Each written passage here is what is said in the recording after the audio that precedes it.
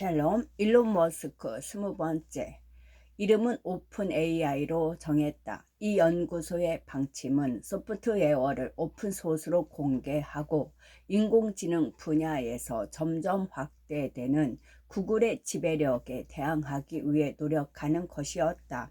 틸과 호프먼은 머스크의 기금 마련에 동참했다. 우리는 어느 한 개인이나 기업이 통제하지 않는 리눅스 버전 AI 같은 것을 만들고 싶었지요. 머스크는 말한다. AI가 인류에게 도움이 되는 안전한 방식으로 발전하도록 그 가능성을 높이는 것이 목표였어요. 그들의 저녁 식사 자리에서는 한 가지 중요한 의문사항이 논의되었다. 대기업들이 통제하는 소수의 AI 시스템과 독립적인 다수의 시스템 중 어느 쪽이 더 안전할 것인가? 그들은 서로 견제하며 균형을 이루는 경쟁적인 다수의 시스템이 더 낫다는 결론을 내렸다. 사람들이 집단적으로 협력하여 악의적인 행위자를 막는 것처럼 다수의 독립적인 AI 봇들이 모여 나쁜 봇을 막게 될 터였다. 머스크는 이것이 바로 많은 사람이 오픈 AI 소스 코드를 기반으로 시스템을 구축할 수 있도록 완전히 개방해야 하는 이유라고 생각했다. AI 오용에 대한 최선의 방어책은 가능한 한 많은 사람이 AI를 사용할 수 있게 하는 것이라고 생각합니다. 당시에 그는 와이어드의 스티브 네비와의 인터뷰에서 한 말이다. 머스크와 울투머니 상세하게 논의한 한 가지 목표는 이른바 AI 정렬이라는 것이었는데, 이 개념은 2023년 오픈 AI가 챗GPT라는 챗봇을 출시한 후 뜨거운 화제로 떠올랐다. 이것의 목표는 아이작 아시모프가 자신의 소설 속 로봇이 인류를 해치지 않도록 규칙을 정하는 것처럼 AI 시스템을 설계자의 의도나 관심사에 맞게 조정할 수 있도록 하는 것, 즉 인간의 목표와 가치에 부합하도록 정렬하는 것이다. 영화 2001년 스페이스 오디세이에 나온 하를 생각해보라. 미쳐 날뛰며 자신을 창조한 인간들과 맞서 싸우던 그 인공지능 컴퓨터 말이다. 인공지능 시스템을 인간의 이익에 부합하도록 만들기 위해 우리는 어떤 안전장치를 설치할 수 있는가? 그리고 그러한 이익이 무엇인지 결정한 권한은 우리 중 누가 가져야 하는가? 머스크는 봇을 인간과 긴밀하게 결합시키는 것이 AI 정렬을 보장하는 한 가지 방법이라고 생각했다. 봇은 제멋대로 굴며 스스로의 목표와 의도를 발전시킬 수 있는 시스템이 아니라 개인 의지의 연장선이 되어야 한다는 것이었다. 이것이 바로 인간의 뇌를 컴퓨터에 직접 연결할 수 있는 칩을 개발하기 위해 그가 창업하는 회사인 뉴럴링크의 설립 근거 중 하나였다. 또한 그는 인공지능 분야의 성공을 봇이 학습할 수 있는 방대한 양의 실제 데이터에 대한 액세스에 달려있다는 사실을 깨달았다. 그는 당시 다양한 상황에 대처하는 운전자의 모습을 매일 수백만 프레임의 비디오로 수집하던 테슬라가 그러한 데이터의 보고 중 하나라는 사실을 깨달았다. 아마도 테슬라가 전 세계 그 어떤 회사보다 더 많은 실제 데이터를 보유하게 될 겁니다. 당시 그가 한 말이다. 나중에 그가 깨닫게 된 또 다른 데이터의 보고는 2023년 기준 매일 5억 개의 게시물을 처리하고 있던 트위터였다. 머스크가 울트먼과 가진 1년의 저녁 식사 자리에 함께한 인물 가운데는 구글의 연구 엔지니어인 일리아 슈츠케비도 있었다. 그들은 190만 달러의 연봉과 입사 보너스를 제시하며 그를 새 연구소의 수석 과학자로 끌어들였다. 페이지는 격노했다. 자신의 집에서 묵어가곤 하던 오랜 친구가 경쟁 연구소를 차린 것도 모자라 구글의 최고 과학자까지 빼돌린 것이었다. 2015년 말 오픈 AI 출시 이후 두 사람은 다시는 말을 섞지 않았다. 랠리는 배신감을 느꼈고 일리아를 몰래 채용한 것에 대해 정말 크게 화를 냈으며 이후로 나와 어울리기를 거부했어요. 머스크는 말한다. 그래서 나도 이렇게 나갔지요. 랠리, 당신이 AI 안전에 대해 그렇게까지 무신경하지만 않았어도 이렇게 대항 세력을 모을 필요조차 없을 거 아니오? 인공지능에 대한 머스크의 관심은 다양한 관련 프로젝트의 출범으로 이어졌다. 인간의 뇌에 마이크로칩을 심는 것을 목표로 하는 뉴럴링크, 인간을 닮은 로봇인 옵티머스 수백만 개의 영상으로 인공신경망을 훈련시켜 인간의 뇌를 시뮬레이션 할 수 있는 슈퍼컴퓨터 도즈 등이 여기에 포함된다. 그는 또한 테슬라 자동차의 자율주행 기능을 개발하는 데 집착하게 되었다. 처음에는 이러한 노력들이 다소 독립적으로 진행되었지만 결국 머스크는 인공일반지능이라는 목표를 추구하기 위해 X.AI라는 새로운 체봇 회사를 설립해 그 모든 것을 하나로 통합하기에 이른다. 자신의 회사의 인공지능 역량을 구축하겠다는 머스크의 결심은 2018년 오픈 AI와 결별하는 원인이 되었다. 그는 구글에 뒤처지고 있다는 생각에 오픈 AI를 테슬라에 통합해야 한다고 울트먼을 설득하려 애썼지만 오픈 AI 팀은 이를 거부했다. 울트먼은 연구소의 사장으로 취임하여 주식으로 자금을 조달할 수 있는 영리부서를 신설했다. 그래서 머스크는 테슬라 오토파일럿을 개발할 라이벌 AI 팀을 구축해 독자적으로 치고 나가기로 결정했다. 네바다와 프리몬트의 생산량을 급증시켜야 하는 문제를 해결하느라 정신이 없는 와중에도 그는 오픈 AI에서 딥러닝 및 컴퓨터 비전 전문가 안드레이 카파시를 빼내와 테슬라의 인공지능 프로젝트를 이끌게 했다. 우리는 테슬라가 AI 회사가 될 것이며 같은 인재를 두고 우리와 경쟁하게 될 것이라는 사실을 깨달았습니다. 울트먼은 말한다. 우리 팀원 중 일부는 화를 냈지만 나는 무슨 일이 일어나고 있는지 완전히 이해가 되었습니다. 울트먼은 2023년 머스크 밑에서 일하다 지친 카파시를 다시 데려오면서 상황을 반전시켰다. 41장 오토파일럿 테슬라 2014에서 2016년 목표와 실현 가능성 사이에서 사이가 좋던 시절 머스크는 테슬라와 구글에 협력하여 자동차의 자율주행 시스템, 즉 오토파일럿 시스템을 구축할 가능성을 놓고 랠리 페이지와 논의한 적이 있었다. 그러나 인공지능과 구글의 딥마인드 인수를 둘러싼 둘 사이의 갈등으로 인해 머스크는 테슬라에서 독자적으로 시스템을 구축하는 계획에 박차를 가하게 되었다. 결국 웨이모라고 명명된 구글의 오토파일럿 프로그램은 빛 감지 및 거리 측정의 약어로 라이다로 알려진 레이저 레이더 장치를 사용했다.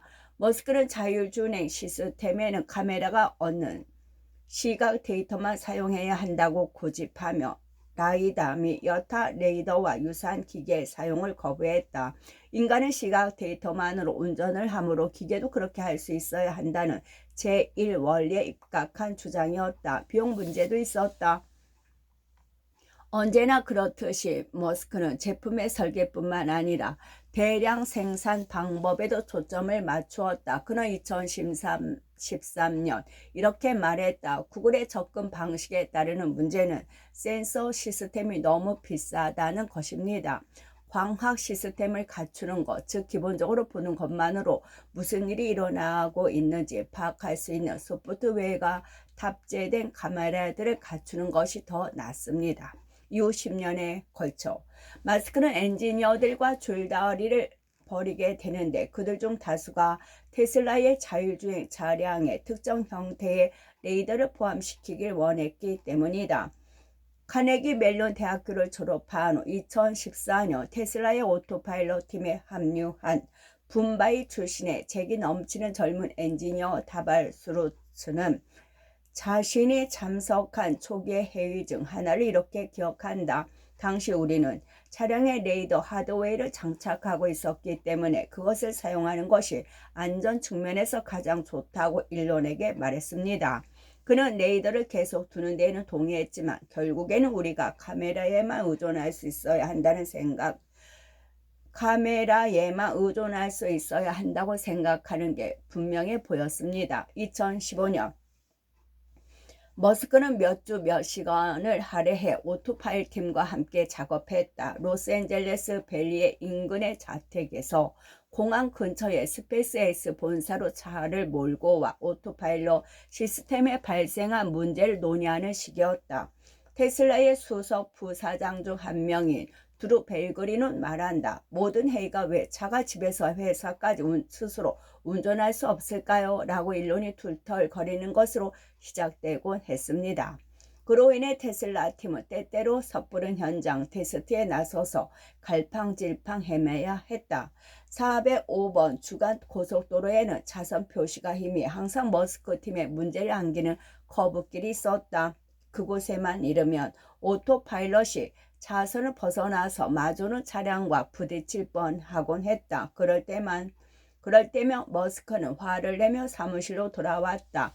그는 뭐든 프로그래밍해서 이 문제를 바로잡아야 할 거 아니오? 라고 계속 채근했다. 팀이 오토파일럿 소프트웨어를 개선하기 위해 애쓰던 시기에 몇 달에 걸쳐 이런 일이 반복되었다.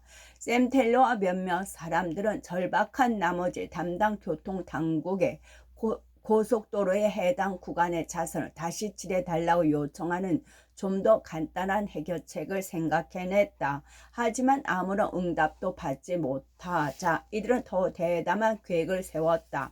직접 차선 도색 기계를 빌려 새벽 3시에 나가서 1시간 동안 고속도로 구간을 폐쇄하고 차선을 다시 칠하기로 결정한 것이다. 차선 도색 기계를 구하기 위해 수소문하던 중 마침내 한 엔지니어가 머스크의 팬인 교통당국의 한 직원과 연락이 닿았다. 그는 자신과 교통당국 직원 몇 명에게 스페이스X를 견학할 수 있게 해주면 차선을 다시 칠하도록 조치하겠다고 했다. 텔러는 그들에게 스페이스X 투어를 제공하고 사진 찍는데 포즈도 취해주었다. 이후 고속도로 차선은 다시 칠해졌고 머스크의 오토파일럿은 그 커브길을 잘 처리하게 되었다. 맥글리노는 카메라 비전을 보완하기 위해 레이더를 계속 사용하길 원했던 테슬라 엔지니어 중 한 명이었다. 일론의 목표와 실현 가능성 사이에는 사실 큰 차이가 있었습니다. 맥글리노는 말한다. 그는 그 난제를 충분히 인식하지 못한 것뿐입니다. 어느 시점에 맥글리노의 팀은 사거리 정지 신호의 선 것과 같은 상황에서 오토파일럿 시스템이 수행해야 할 거리 인식에 대한 분석을 수행했다. 자동차가 안전하게 건널 수 있는 시점을 알기 위해 왼쪽과 오른쪽을 얼마나 멀리까지 볼 수 있어야 할까? 센서가 해야 할 일이 있음을 입증하기 위해 일론과 이에 관한 대화를 나누려고 노력했습니다. 베글리노는 말한다. 그런데 정말 진도가 안 나가는 힘든 대화였습니다. 그는 계속 사람을 눈이 2개만 있어도 자동차를 운전할 수 있다는 사실로 되돌아왔기 때문입니다. 하지만 그 눈은 목에 부착되어 있고 목은 움직일 수 있으며 사람들 시선을 사방 어디에든 둘 수 있지 않습니까? 머스크는 일단은 물러섰다. 그는 새로운 모델 S의 8개의 카메라뿐만 아니라 12개의 초음파 센서 그리고 비와 안개 속에서도 볼 수 있는 전방 레이더를 장착하는 데 수긍했다. 이 시스템은 인간의 감각을 훨씬 뛰어넘는 파장으로 모든 방향을 동시에 봄으로써 운전자는 볼 수 없는 관점으로 세상을 보여드립니다. 2016년 테슬라 웹사이트는 이렇게 발표했다. 이렇게 양보하긴 했어도 머스크가 카메라 전용 시스템의 개발을 포기하지 않으리라는 것은 분명했다. 치명적인 사고. 머스크는 자율주행차라는 아이디어를 추진하면서 테슬라 차량의 오토파일럿 기능을 고집스럽게 그리고 반복적으로 과장했다. 그는 위험한 태도가 아닐 수 없었다. 그로 인해 일부 운전사들이 별다른 주의를 기울이지 않고도 테슬라를 탈 수 있다고 생각하게 되었기 때문이다. 머스크가 2016년 그 원대한 약속을 공표하고 있을 때조차도 테슬라의 카메라 공급 업체 중 하나인 모빌아이는 테슬라와의 거래를 포기하는 결정을 내렸다. 테슬라가 안전 측면에서 한계를 뛰어넘을 것을 요구하고 있었기 때문이라고 모빌아이의 회장은 밝혔다. 오토파일럿이 없을 때와 마찬가지로 오토파일럿과 관련된 치명적인 사고가 발생하는 것은 피할 수 없는 일이었다. 머스크는 이 시스템이 사고를 예방했는지 여부가 아니라 사고를 줄였는지 여부를 기준으로 평가해야 한다고 주장했다. 논리적이긴 했지만 오토파일럿 시스템으로 인한 사망자 1명이 운전자의 실수로 인한 사망자 100명보다 훨씬 더 큰 공포를 불러일으킬 수 있다는 정서적 현실을 도외시한 입장이었다. 미국에서 오토파일럿과 관련된 사망사고의 첫 번째 사례는 2016년 5월에 발생했다. 플로리다에서 테슬라의 자동차가 사거리 맞은편에서 좌회전하던 트랙터 트레일러 트럭의 측면을 그대로 들이받는 바람에 운전자가 사망했다. 테슬라는 오토파일럿이나 운전자 모두 밝은 하늘을 배경으로 나타난 트랙터 트레일러의 흰색 측면을 인지하지 못해 브레이크가 가동되지 않았다는 내용의 성명을 발표했다. 조사관들은 사고 당시 운전자가 대시보드 위에 놓인 컴퓨터로 해리포터를 보고 있었다는 증거를 찾아냈다. 미국 국가교통안전위원회는 운전자가 테슬라 자동차에 대한 완전한 통제를 유지하지 않는 것이 사고의 원인이라고 밝혔다. 테슬라가 오토파일럿의 역량을 부풀려 선전했고 그래서 운전자가 세심한 주의를 기울일 필요가 없다고 추정했을 가능성이 높았다. 그해 초 중국에서도 오토파일럿 모드에서 발생한 것으로 추정되는 테슬라 차량의 치명적인 사고에 대한 보도가 있었다. 플로리다에서 일어난 사고 소식은 머스크가 16년 만에 남아공을 다시 방문하던 중 전해졌다. 그는 즉시 미국으로 날아왔지만 공개적인 성명을 발표하진 않았다. 그의 판단을 좌우하는 것은 인간 감정에 대한 직감이라기보다는 엔지니어의 사고 방식이었다. 그는 매년 130만 명이 넘는 교통사고 사망자가 발생하는 상황에서 테슬라의 오토파일럿으로 인한 한두 건의 사망사고가 왜 큰 방향을 일으키는지 이해할 수 없었다. 아무도 오토파일럿이 예방한 사고와 구한 생명을 집계하지 않았다. 또한 오토파일럿과 함께하는 운전이 그렇지 않은 운전보다 더 안전한지 여부를 평가하는 기관도 없었다. 2016년 10월 머스크는 기자들과 가진 전화 회견에서 두 건의 사망사고에 관한 내용의 첫 질문으로 나오자 버럭 화를 냈다.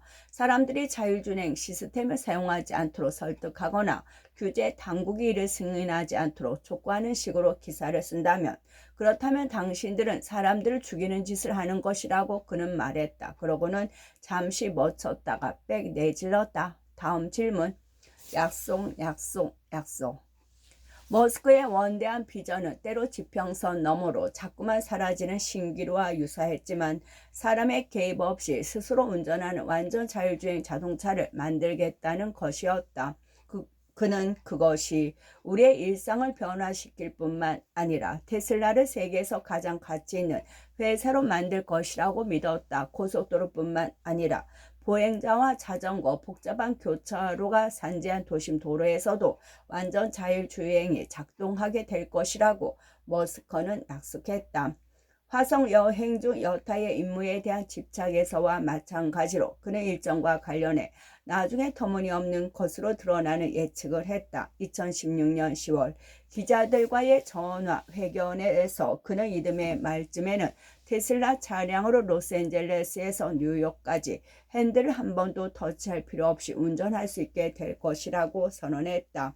차를 다시 불러오고 싶을 땐 휴대전화로 차량 호출 버튼을 터치하기만 하면 됩니다. 그는 말했다. 지구 반대편에서 불러도 결국은 여러분을 찾아올 겁니다. 이는 재미있는 공상 정도로 치부될 수 있었지만 테슬라의 엔지니어들은 그저 웃어 넘길 수 없었다. 머스크가 테슬라의 모델 3과 모델 Y를 개발하는 엔지니어들에게는 운전대와 가속 페달, 제동 페달이 없는 버전을 설계하도록 닥달하기 시작했기 때문이다. 폰 홀츠하이젠은 그에 따르는 척했다. 2016년 말부터 머스크는 디자인 스튜디오에 들어설 때마다 로봇 택시의 사진과 실제 모형을 볼 수 있었다. 인류는 모델 Y가 생산에 들어갈 때쯤이면 완전한 자율주행이 가능한 더할 나위 없는 로봇 택시가 될 것으로 확신했습니다. 폰 홀츠하이젠의 회상이다. 거의 매년 머스크는 완전 자율주행이 불과 1년 정도밖에 남지 않았다고 예측하곤 했다. 언제쯤이면 실제로 기사의 자동차를 타고 말 그대로 운전대에서 손을 떼고 잠들었다가 깨어보니 도착했는 경험을 할 수 있게 될까요? 2017년 5월 TED 강연에서 크리스 앤더슨이 물었다. 머스크는 앞으로 2년 정도 남았습니다. 라고 대답했다. 2018년 말 고드 컨퍼런스에 참석해 IT 전문 저널 리스트 커라스위셔와 진행한 인터뷰에서 그는 테슬라가 내년에 그것을 할 수 있을 것이라고 말했다. 2019년 초 그는 더욱 세게 나갔다. 올해 완전 자율주행 기능을 완성할 수 있을 것 같습니다. 이렇게 AIK 인베스트와 진행한 팟캐스트에서 선언한 것이다. 저는 확신합니다. 보호를 붙일 일이 아닙니다. 폴 홀츠하이젠은 2022년 말 다음과 같이 말했다. 만약 그가 한 걸음 물러서서 시간은 오래 걸릴 것임을 인정한다면 아무도 그 일에 그다지 큰 관심을 기울이지 않을 것이고 우리 역시 자율주행 차량 설계에 총력을 기울이지 않게 될 겁니다. 그의 애널리스트들과 가진 실적 발표에서 머스크는 그 프로세스가 2016년 자신이 예상한 것보다 더 어려웠다고 인정했다. 궁극적으로 나온 결론은 완전 자율주행 문제를 해결하려면 현실판 인공지능부터 구현해야 한다는 것입니다. 42장 솔라시티 테슬라 에너지 2004에서 2016년 태양광 패널 사업 새로운 사업을 시작하고 싶어 2004년 늦여름 네바다 사막에서 매년 개최되는 예술 및 기술 축제인 버닝맨에 참가하기 위해 RV를 타고 가던 중 사촌 린든 리브가 머스크에게 말했다. 인류에 도움도 되고 기후변화에도 대처할 수 있는 그런 것이면 좋을 것 같은데 태양광 사업을 해. 머스크가 대답했다. 린든은 그 대답이 마치 내게 떨어진 진군 명령처럼 느꼈다고 회상한다. 그는 형 피터와 함께 회사를 설립하는 작업에 들어갔는데 바로 솔라시티라 불리게 될 회사였다. 초기 자금의 대부분은 일론이 제공했습니다. 피터는 회상한다. 그는 우리에게 한 가지 분명한 지침을 내렸는데 가능한 한 빨리 영향력을 발휘할 수 있는 규모를 갖추라는 것이었습니다. 머스크의 세 사촌인 러스 피터 린드는 어머니 메이의 쌍둥이 자매인 케이 이모의 세 아들로 일론과 김벌과 함께 자전거를 타며 놀러 다니고 서로 싸우고 같이 돈 벌 궁리를 하며 어린 시절을 보냈다. 그들도 일론과 마찬가지로 남아공을 떠날 수 있는 상황이 되자마자 사업가의 꿈을 이루기 위해 미국으로 향했다. 피터는 일가 친척 모두가 리스크는 일종의 연료라는 격언을 따랐다고 말한다. 막내인 린드는 특히 집념이 강했다. 린드는 끈기를 테스트하는 최고의 스포츠라 할 수 있는 수중하케 열정적이었는데 남아공 대표팀의 일원으로 미국에 왔을 정도였다. 린드는 일론의 아파트에 머물며 실리콘밸리의 분위기에 흠뻑 빠져들었고 형들을 설득해 함께 컴퓨터 서비스 회사를 설립했다. 이들은 스케이트보드를 타고 센타크루즈 일대를 돌아다니며 컴퓨터 설치나 수리 주문을 처리하곤 했다. 결국 그들은 많은 작업을 자동화하는 자체 소프트웨어를 개발했고 이를 통해 회사를 델 컴퓨터에 매각할 수 있었다. 일론이 태양광 패널 사업에 뛰어들 것을 제안한 후 린든과 피터는 태양광 패널을 구매하는 사람이 왜 그렇게 적은지 알아내려고 노력했다. 답은 간단했다. 우리는 끔찍한 소비자 경험과 높은 초기 비용이 큰 장벽이라는 걸 깨달았습니다. 피터의 말이다. 그래서 그들은 프로세스를 간소화할 계획을 마련했다. 고객이 무료 전화번호로 문의를 하면 영업팀이 위성 이미지를 통해 지붕의 크기와 햇빛 수용 규모를 측정한 후 비용과 전기가스 등 유탈리티 절감액, 금융자원 조건 등을 명시한 계약서를 작성해 제안하는 방식이었다. 고객이 동의하면 회사는 녹색 유니폼을 입은 팀을 파견하여 패널을 설치하고 정부 지원금을 신청하면 되는 것이었다. 목표는 적극적인 소비자 브랜드를 창출하는 것이었다. 머스크는 이 회사의 출범을 위해 $10,000,000를 투자했다. 테슬라가 로드스터를 공개하기 직전 2006년 7월 4일 그들은 머스크를 이사회 의장으로 앉히고 솔라시티에 닻을 올렸다. 솔라시티 인수. 솔라시티는 한동안 꽤 잘 나갔다. 2015년에는 유틸리티 회사가 설치하는 모든 태양광 패널 설치에 4분의 1을 차지했다. 하지만 비즈니스 모델을 찾는데 어려움을 겪었다. 처음에는 선불금을 전혀 받지 않고 고객에게 태양광 패널을 임대했다. 이로 인해 회사의 부채가 늘어났고 2013년 주당 $85로 최고치를 기록했던 주가는 2016년 중반 주당 약 $20로 하락했다. 머스크는 회사의 관행 특히 수당으로 보상을 받는 공격적인 영업 직원들에게 의존하는 방식에 점점 더 불만을 갖게 되었다. 머스크는 말한다. 실적을 올려야 수당을 받는 구조다 보니 그들의 영업 전술이 가가호호 방문하며 식도 세트처럼 형편없는 물건을 넘기듯 파는 수법과 비슷했지요. 머스크의 본능은 언제나 그 정반대였다. 그는 영업과 마케팅에 많은 노력을 기울이지 않았고 그 대신 훌륭한 제품을 만들면 판매는 저절로 따라온다고 믿었다. 머스크는 사촌들을 괴롭히기 시작했다. 여기가 판매 회사인가 아니면 제품 회사인가? 그는 계속 물었다. 사촌들은 제품에 대한 그의 집착을 이해할 수 없었다.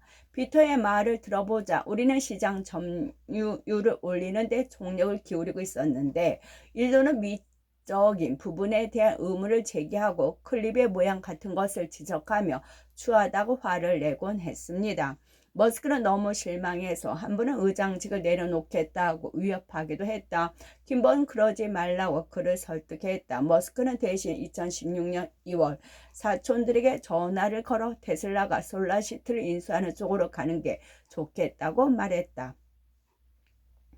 네바다에 배터리 공장을 설립한 후 테슬라는 파워윌이라는 일반 냉장고 크기의 가정용 배터리를 만들기 시작했다. 솔라시티가 설치하는 것과 같은 태양광 패널에 연결할 수 있는 배터리였다. 이 개념은 머스크가 많은 기업 리더들이 저지르는 실수, 즉 사업을 너무 좁게 정의하는 실수를 피하는 데 도움이 되었다. 2015년 4월 파워월을 발표하면서 그는 테슬라는 단순한 자동차 회사가 아닙니다. 에너지 혁신 기업입니다. 라고 말했다. 가정용 배터리와 차고의 테슬라 자동차에 연결된 태양광 패널 지붕을 통해 사람들은 대형 유틸리티 기업과 석유 회사에 대한 의존에서 벗어날 수 있었다.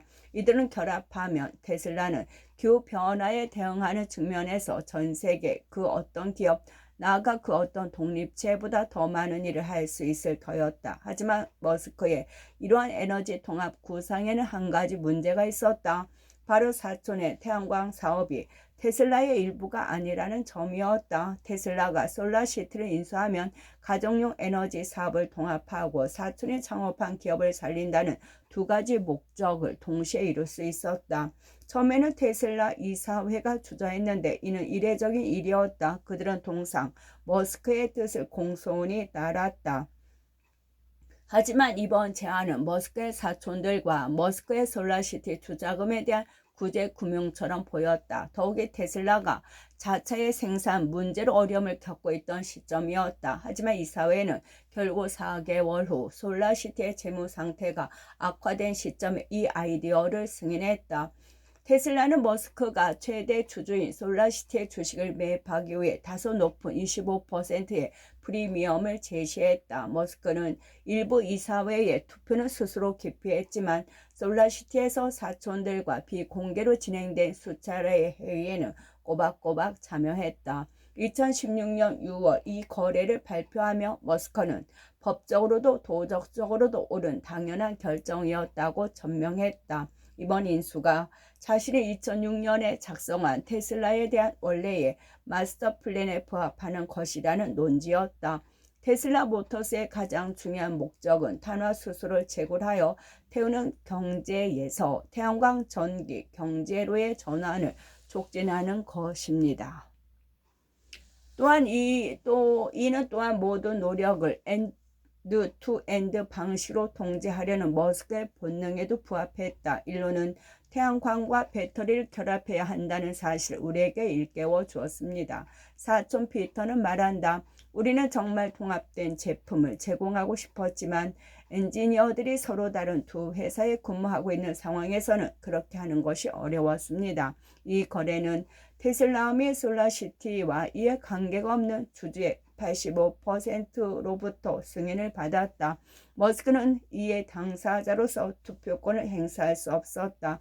그럼에도 일부 테슬라 주주들은 소송을 제기했다. 이들은 일론이 자신과 친인척의 창업 투자금을 구제하기 위해 굴종적인 테슬라 이사들로 하여금 명백히 불공정한 가격으로 파산한 솔라시티의 인수를 승인하게 했다고 주장했다.